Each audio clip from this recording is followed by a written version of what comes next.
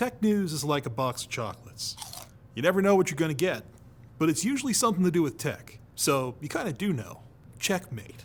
Intel may finally stop torturing us and release their freaking Arc GPUs soon.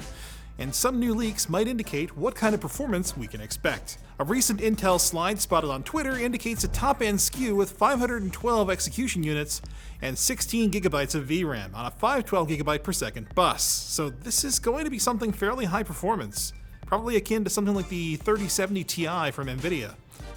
I mean, there's a 3090, you know?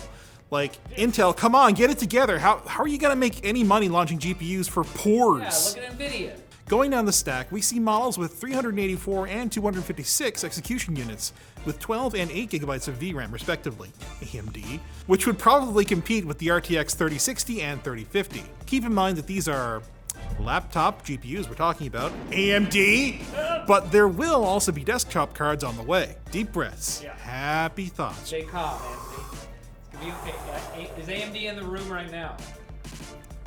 I don't know. Major cryptocurrencies took an absolute beating over the weekend and into today, with Bitcoin now hovering around 36,000 US dollars. Was at its lowest point since July, and Ethereum was down to $2,400, about half of its value from back in early November. But what are you gonna do? Cry about it? I thought apes together strong. You know? It's not just one factor pushing crypto prices down either. Investors are reportedly worried about the US Federal Reserve implementing measures to reduce inflation. They're worried about that? Holy crap, what? They'll make less money. They're also worried about a rather steep downturn in tech stocks and the Russian government looking at banning crypto entirely, which is a significant development since Russia is currently a global leader in crypto mining and nostalgia for post-World War I totalitarian regimes. You know, good old days. Oh man. Is the gigabit connection at your home or office just too pedestrian for you? If so, AT&T has something to sell you, as usual, as the telecom giant is rolling out both 2 and 5 gigabit fiber options. Ooh, is this for the metaverse? Yeah, I think it's for the metaverse. It's for the metaverse. I hate that word! No!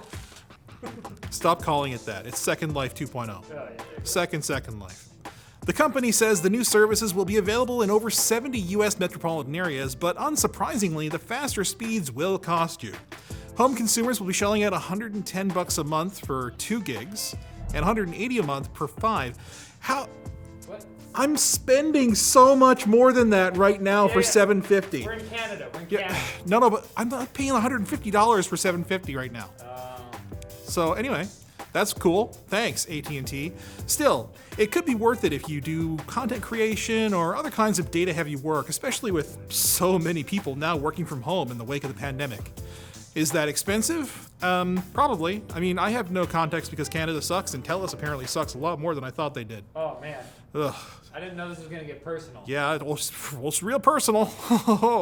Now it's time for the quick bits, brought to you by my special friends at Seasonic. They worked really hard on the Prime TX 1000 watt power supply, okay? Have you ever built one of those? Of course you haven't, because you haven't been making power supplies for more than 40 years. Do you even know how to certify a power supply with an 80 plus titanium efficiency rating? Or to make it fully modular with fluid dynamic bearings? Or to give it a 12-year warranty? That's what I thought. So, get over to Seasonic.com. Click the links below, because they already did that stuff, and I love them. Quick bits at this time of day. Oh, Reginald, you are daring. Rumors are swirling that Apple is hiring Xbox engineers away from Microsoft as part of its efforts to get its own console to market again. Which would be pretty surprising considering, well, I mean, it's Apple. But also not surprising given how annoying they've made it for Microsoft, Nvidia, and Google to launch their game streaming apps on iOS. Honestly, an Apple console could do well by just marketing themselves as a Nintendo that actually cares about user experience. Hey. Ooh. Yeah, they got that online infrastructure kind of nailed down at Apple, not so much at Nintendo. Even to this day. What is it? What is voice chat? You can just use your phone for voice chat. That's what I used to do. The RTX 3050 is coming out this week, and we now have a better idea as to what its performance will look like. It'll be comparable to a GTX 1660 Ti, so definitely not bad for an entry-level card, especially considering it can do ray tracing and DLSS. And even better, it apparently sucks at mining cryptocurrency. Yay! Not that anybody cares because the price is dropping. Ha ha! Got him! And if the fact that we're cheering about that hasn't changed your mind about the whole crypto thing, I don't know what to do for you. MetaBook is talking up its new supercomputer built on NVIDIA's DGX platform. It'll run over 16,000 GPUs. God, that's where they're all going! Damn it, Mark! It will run over 16,000 GPUs and is expected to be one of the fastest in the world. No, not one of, the fastest one in the world when it launches later this year. The AI Research Supercluster, or RSC, they could have probably thrown an I in there, will be used to develop algorithms for systems across Meta's digital kingdom. The Mordor of the metaverse, if you will. Want a big name Android smartwatch, but not a fan of the options out there currently? Me too. Mark May 26th on your calendar, as a new leak from John Prosser indicates that that's when Google Pixel Watch will be dropping.